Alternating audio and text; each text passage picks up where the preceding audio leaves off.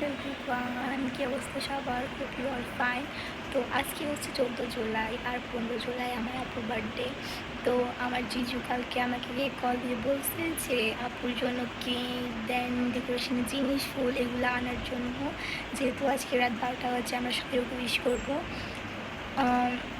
যেহেতু আমার ভাইয়া দেশের বাহিরে, এই কারণে আমাকে বলছে, না হলে ভাইয়াই করতো এগুলা। তা আমি এখন বাইরে যাবো জিনিস আনার জন্য। তো লেটস গো। তো আমি এখানে আমার আপুর জন্য একটা ছবি প্রিন্ট করতে চলে আসছি। আমরা এখন চলে যাচ্ছি ফুল নিতে। তো আমরা ফুল নিতে চলে আসছি, এখান থেকে আমরা কিছু ফুল নিব।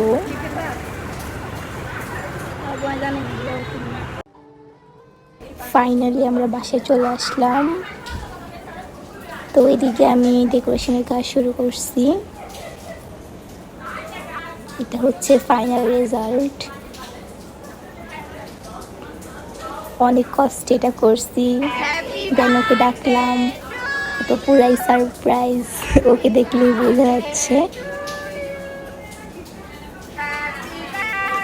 তো জিজ্ঞাসা করতেছিল এগুলা তোরা কিভাবে করছস, আমি তো দেখি নাই।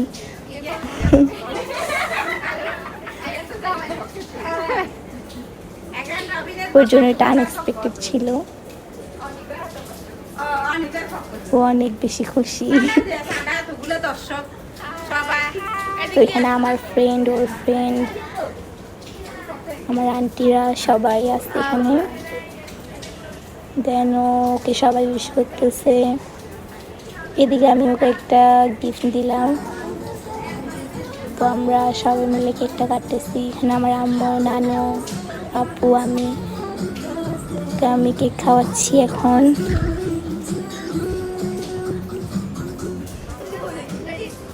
তো এইদিকে আমার বান্ধবীকে আমি প্রপোজ করতেছি। তো এটা হচ্ছে আমার আরেকটা বান্ধবী, ও আমাকে কেক দিচ্ছে, আবার নিয়ে যাচ্ছে। একটু ফাইজলামি না করলে আসলে আমাদের হয় না।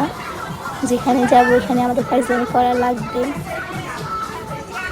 এখানে একটু দুষ্টামি করতেছি আমরা সবাই মিলে।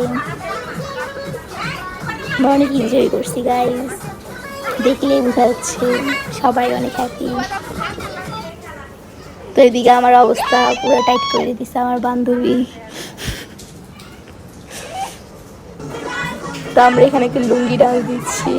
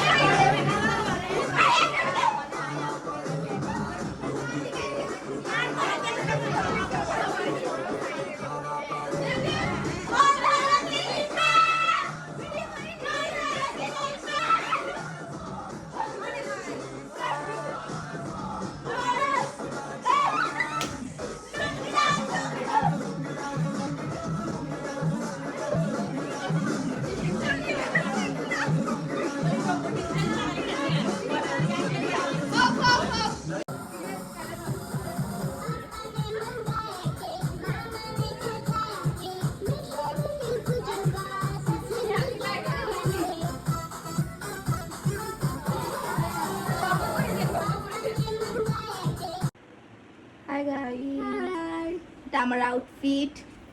তোমাদের আউটফিট দেখা? নো, কিভাবে দেখাবো? এগুলো কিন্তু আমি ব্লগে দিব, বুঝছো? তোমার কাছে সারপ্রাইজটা কেমন লেগেছে? অনেক ভালো লেগেছে, বেস্ট।